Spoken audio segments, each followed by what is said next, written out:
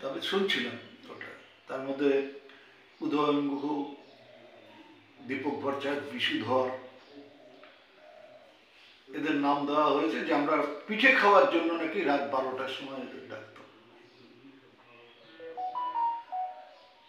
তো ওটা পিঠে খায়নি, সন্দেশখালীকে সামনে রেখে এখন নতুন পিঠে খায় কাহানি বিজেপি সারা বাংলায় চালু করবার চেষ্টা করছে। এগুলি যত প্রচার হবে তত আমাদের লাভ। যে কোথায় নামছে ভোটে জিতবার জন্য, দিনহাটার মানুষ উদয়ন গুহকে জানে, উদয়ন গুহকে চেনে। আমি কোনো কুরুচিকর মন্তব্য করতে চাই। যে মহিলার কথা বলা হচ্ছে সে মহিলা কখনো আমাকে সামনাসামনি কোনোদিনও দেখেছে কিনা যদি বলতে বলুক, আর কোন পার্টি অফিসে দেখেছি। রাত 12টার সময় তাদের ডেকে পিঠে খাওয়া, এইরকম দুরবস্থা আমাদের।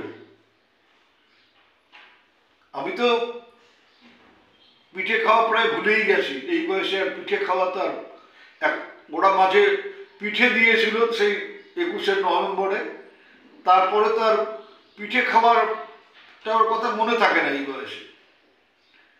আর পিঠে খাওয়ার জন্য বাড়ির বউকে না বলে কে হাড়ি ভাঙার কোন মহিলাকে ধরে নিয়ে আসবো পিঠে খাওয়ার জন্য পার্টি অফিসে।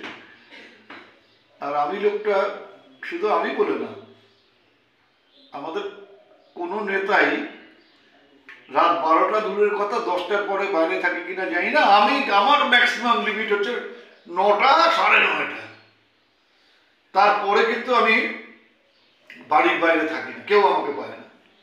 আমার বলা আছে সারাদিন পরিশ্রম করব, সারাদিন ঘোরাঘুরি করব, কিন্তু রাতে আমি আমার মতন, অর্থাৎ রাতে আমি 9টার মধ্যে, খুব বেশি হলে 9টার মধ্যে বাড়িতে ঢুকে রিল্যাক্স করব, টিভি দেখব, বই পড়ব, পেপার পড়ব। এটা একান্তভাবে আমার নিজের সময়। কাজেই পিঠে খাওয়ার সময়ও আমার নেই, রাত 12টায় তো নেই।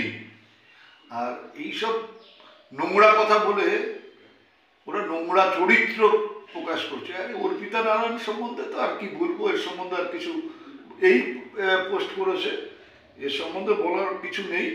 ওকে বলবো যে ঘুরো, সারা দিনহাটা মহকুমায় ঘুরে, শুধু দিনহাটা বিধানসভা না, দিনহাটা মহকুমায় ঘুরে উদয়ন গুহ সম্বন্ধে মানুষের কি ধারণা, সে পক্ষ বিপক্ষের ইয়ে, তাদেরকে দেখা, এটা আমি চাইব। এবং এইটা আমি আপনাকে বলছি, আপনারা এসেছেন কষ্ট করে, এই যে ভিডিওটা দিয়েছে এটা ভাইরাল করার দায়িত্ব আমার। আমি নিজেও শেয়ার করব, যে মানুষের কাছে পৌঁছে দেব যে এদের নোংরা চরিত্রটা কি, আপনারা দেখুন। যদি দিনহাটার মানুষ মনে করেন যে হ্যাঁ এইটা আমি করতে পারি, তারা আমার দিক থেকে মুখ ঘুরিয়ে নেবেন, আমাকে রাস্তায় থুতু দেবেন। কিন্তু যদি আমার প্রতি কোনো রকম বিন্দুমাত্র ভরসা দিনহাটার মানুষের থাকে, আমি বলবো যে এই লোকগুলোর দিকেও থুতু